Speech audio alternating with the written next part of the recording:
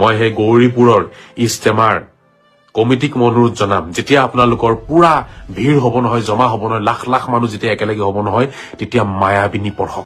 আৰু যদি মঞ্চত জুবিন দাৰ ফটোখন নাথাকে, মঞ্চত থাকিব লাগিব। মঞ্চ হেল্ল' এভৰিৱান, হুগলী ডিষ্ট্ৰিক্টত যিখন আলমগঞ্জ ইষ্টেমা হ'বলগীয়া আছে, সেই ইষ্টেমাখনক লৈ এগৰাকী বিশেষ মহাপণ্ডিত, যাক হয়তো আপোনালোকে সকলোৱে চিনি পায়, যাৰ নাম মুস্তফা কামাল আজহাৰী।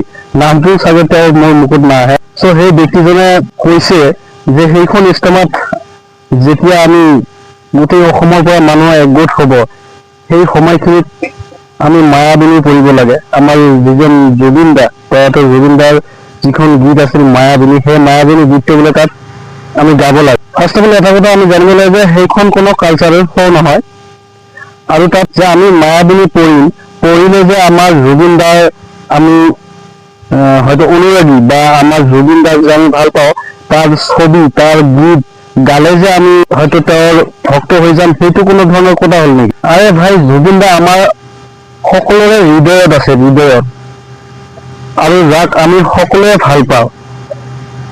আৰু সেইজন ব্যক্তিৰ এটা ছবি বা তেওঁৰ গীত আমি তাত ছবিখন নাৰাখিলে বা গীতখন নাগালে যে তেওঁক আমি ভাল নাপাওঁ, এইটোতো কোনো পধ্যেই হ'ব নোৱাৰে। তেওঁৰ নিচিনা হয়তো এইখন অসমত আৰু দ্বিতীয় আন এজন নাই, কথাটো সঁচা। কিন্তু এই যে আমাৰ ইষ্টেমা ডিচেম্বৰ মাহত হ'বলগীয়া আছে, সেই ইষ্টেমাখনত যে মায়াবিনী গীতটো পঢ়িব লাগিব, সেইটো কেনে ধৰণৰ কথা?